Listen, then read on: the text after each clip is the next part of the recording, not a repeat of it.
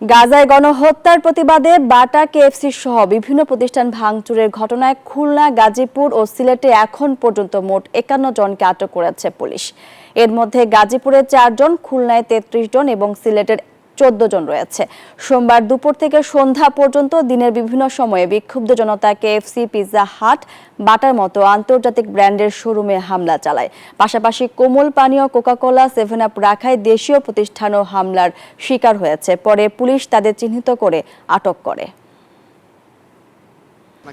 আমরা গতকালই আপনারা যেমনটি জেনেছেন যে এই ঘটনার পরেই কিন্তু পুলিশ প্রশাসন নড়েচড়ে বসেছে এবং পুলিশ প্রধান কিন্তু একটি ঘোষণা দিয়েছেন যে এদের সাথে, এই হামলার সাথে যারা জড়িত, পিৎজা হাট, বাটা বা এই কেএফসিতে হামলার যারা জড়িত, প্রত্যেককে কিন্তু আইনের আওতায় আনার ঘোষণাটি দেওয়া হয়েছিল এবং সেটি কিন্তু চলমান রয়েছে। আপনারা যেমনটি বলছিলেন যে ঠিক 51 জনকে গ্রেপ্তার করা হয়েছে এবং আরও কিন্তু এখন অভিযান চলমান রয়েছে।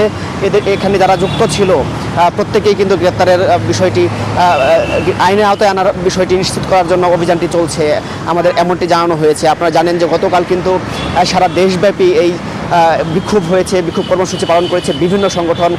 এই ইসরায়েল যে ফিলিস্তিনে গণহত্যা চালিয়েছে সেটির প্রতিবাদে কিন্তু ফুঁসে উঠেছিল সারা দেশ এবং আমরা দেখেছি বিভিন্ন স্কুল প্রতিষ্ঠান সহ ক্লাস বর্জন সহ বেশ কিছু কর্মসূচি পালন করে এবং রাজধানীতেও কিন্তু বেশ কিছু কর্মসূচি পালন করেছে এবং সেই জায়গায় ঠিক এই বিক্ষোভ মিছিল থেকে একটি গ্রুপ কিন্তু এই হামলাগুলো করে, যেটি নিয়ে আমরা ঠিক যারা যেসব সংগঠনের ব্যানারে এসব মিছিল বের হয়েছিল তাদের সাথে আমরা কথা বলেছি। তারাও বলেছেন যে এখানে একটি চক্র এখানে কাজ করেছে, যেটিকে তারা কোনো ভালোভাবে নিচ্ছেন না। তারা এই হামলার সমালোচনা করেছেন এবং এর নিন্দা জানিয়েছেন। এবং আপনাদের আরেকটি বিষয় জানিয়ে রাখি যে তারা কিন্তু তাদের সাথে কথা বলে এক পর্যায়ে আমরা কিন্তু জেনেছি, তারাও বলছেন যে এরকম হামলা আসলে তারা কোনো সমাধান নয়।